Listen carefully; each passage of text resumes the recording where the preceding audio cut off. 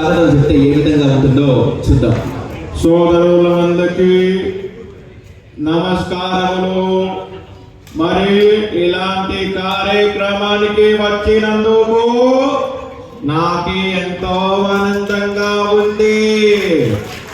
మరి నేను శోభమ్మ గారికి వారికి మనస్ఫూర్తిగా కృతజ్ఞతలు తెలియజేసుకుంటున్నాము.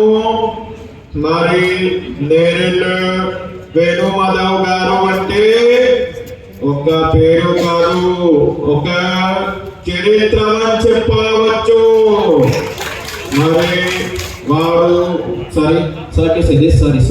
వారు ఎక్కడ ఉన్నా మరి వారి ఒక ఆత్మ శాంతి చేకూర్చాలని ఆ దేవుణ్ణి మనస్ఫూర్తిగా కోరుకుంటూనే మరొకసారి నా మిమిక్రీ కుటుంబ సభ్యులందరికీ మనస్ఫూర్తిగా కృతజ్ఞతలు తెలియజేసుకుంటున్నాను.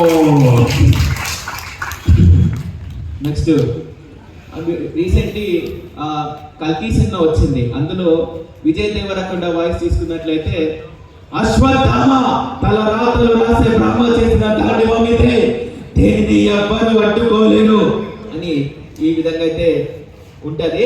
జనరల్గా మనం ఆఫీస్లో ఉండి మొబైల్ సైలెంట్లో పెడతాం కదా, ఆ మొబైల్ వైబ్రేట్ అయితే ఏ విధంగా ఉంటుందో చూద్దాం.